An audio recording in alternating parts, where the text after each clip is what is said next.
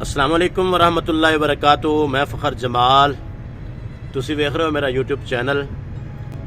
इस वीडियो के अंदर मैं तफसीलन गल करांगा पंजाबी ज़बान और अपनी मादरी ज़बान के अंदर कि कल पाकिस्तान के अंदर की होया।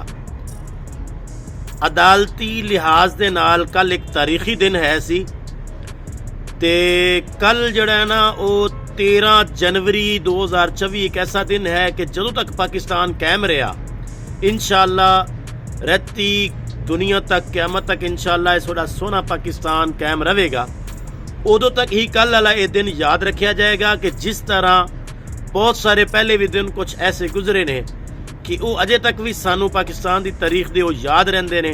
जिस तरह भुट्टो की फांसी है या एटम बम के असां जिहड़े तजर्बे किए वो तारीख है। इसी तरह ही बड़ा तारीखी लिहाज नाल कल वाला दिन है सी। ते कल एक मामला चल रहा सी जी, पाकिस्तान तहरीक इंसाफ इमरान खान की जिहड़ी जमात है उस दे हवाले नाल कि वो इलैक्शन जा सकते हैं या नहीं जा सकते। कल अदालत के अंदर जो कुछ भी होया वो लाइव दिखाया गया, पूरी कौम नूं बराह रास्त दिखाया गया। लेकिन अलमिया ये है कि लाइव तो दिखाया गया लेकिन अदालती कार्रवाई सारी इंग्लिश है सी। ते मेरे रंगे अनपढ़ लोग चलो थोड़ी बहुत जड़ी है वो इंग्लिश नहीं समझ सकते। तो उन्होंने वास्ते वो लोग कि जेड़े पहली गल तो यह है कि भाई अदालती कार्रवाई अगर तुसी लाइव दिखानी भी है तो पाकिस्तान की जड़ी जबान है उर्दू है, तो उर्दू के अंदर तुसी दिखाओ ताकि जड़े जड़े पंजाबी बोलन वाले ने रियासती बोलन वाले ने उन्होंने कम अज़ कम उर्दू समझ आ जाती है, वरना तुहाडा ये लाइव दिखावन का कोई मकसद तो ना होया। तो दूसरा कल अदालत के अंदर जो कुछ भी होया मैं तुहानू सादा अल्फाज नाल पंजाबी के अंदर दसन की कोशिश करांगा ते ताकि वो मेरे भाई के जोड़े मेरी वीडियो वेखते ने और जोड़े पंजाबी रियासती समझण वाले ने उन्होंने मैं थोड़ी समझा देवां ताकि उन्होंने समझ आ जाए कि जोड़े ज़्यादातर नहीं वेखते टीवी चैनल वगैरह भी, तो उन्होंने वास्ते ये खास वीडियो है कि कल पाकिस्तान तहरीक इंसाफ का एक केस लगे होया सी जी। अदालत के अंदर वड्डी जड़ी अपनी अदालत है उस दे अंदर ये लगे होया सी केस कि भाई PTI जड़ी है पाकिस्तान तहरीक इंसाफ इमरान खान वो अपने निशान जड़ा उन्होंने एक बल्ला है उस ते इलैक्शन लड़ सकता है या नहीं लड़ सकता। देखो पाकिस्तान के अंदर जिन्नियां भी जमातां ने ना उन्होंने सारियां कोलों एक एक निशान है। कोई भी जमात इलैक्शन हिस्सा लेना चाहती है ना तो वो निशान दे नाल मशहूर होंदी है। निशान उसनू जड़ा इलैक्शन कमीशन है इदारा है जड़ा इलैक्शन करवांदा है वो एक निशान दिंदा है कि भाई इस निशान ते तुसी इलैक्शन लड़ना है और वही निशान उस जमात की पहचान बन जाता है।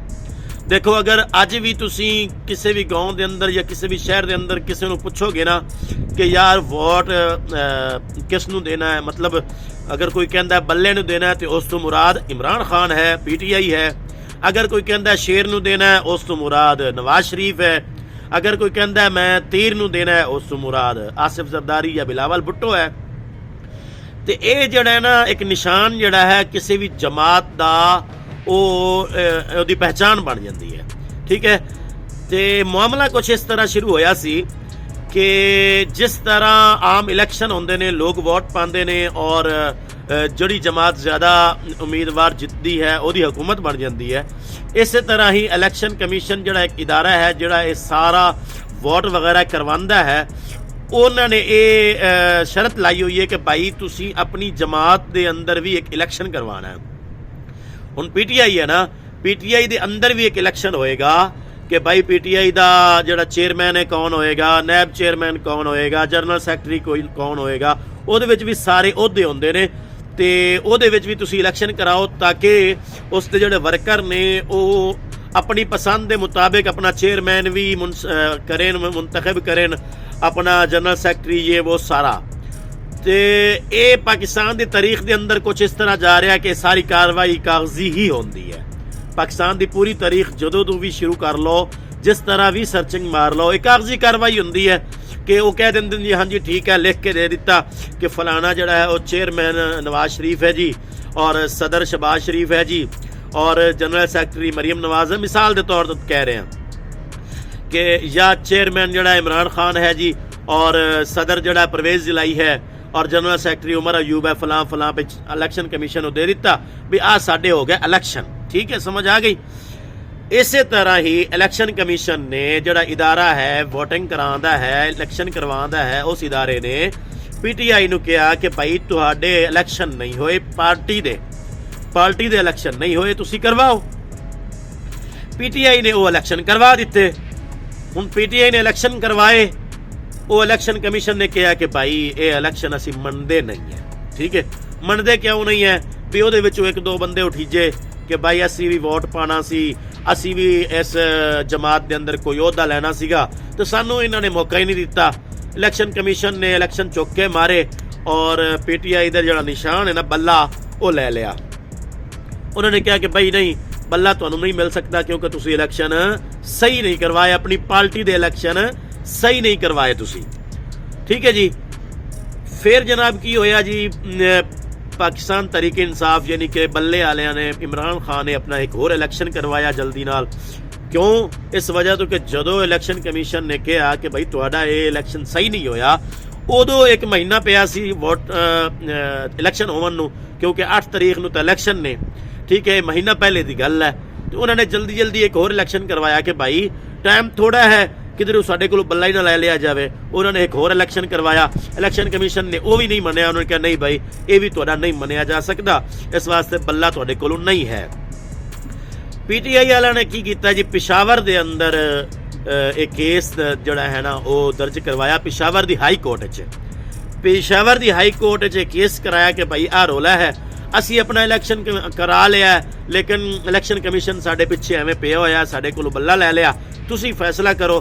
पेशावर हाई कोर्ट क्यों गए? पेशावर हाई कोर्ट इस वास्ते गए कि जिहड़ा उन्हां दा इलैक्शन होया सी ना वो पार्टी दा इलैक्शन पेशावर च होया सी। ठीक है, इस वास्ते वो इलाका पेशावर है सी, पेशावर च चले गए।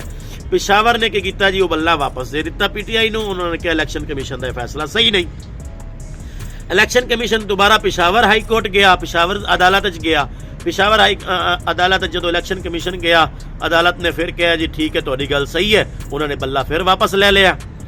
जो बल्ला फिर वापस लिया तो फिर पाकिस्तान तरीके इंसाफ के जोड़े वकील ने दोबारा उन्होंने पटीशन दायर की।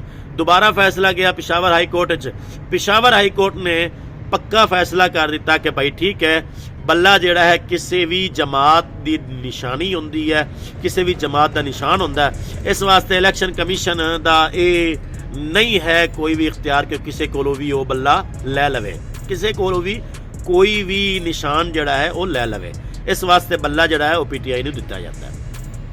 पेशावर हाई कोर्ट का जो ये फैसला आया तो उस तो बाद जनाब वाला इलैक्शन कमीशन ने की किया सुप्रीम कोर्ट जी पाकिस्तान की सब तो वड्डी अदालत है उस दे अंदर चली गई और इलैक्शन कमीशन जोड़ा है उत्थे उन्होंने पटीशन दायर की कि भाई पेशावर हाई कोर्ट का जोड़ा फैसला ठीक नहीं है, इस वास्ते इस फैसले को ठीक किया जाए और PTI का जोड़ा बल्ला है ना वो वापस किया जाए क्योंकि इन्होंने इलैक्शन सही नहीं करवाए।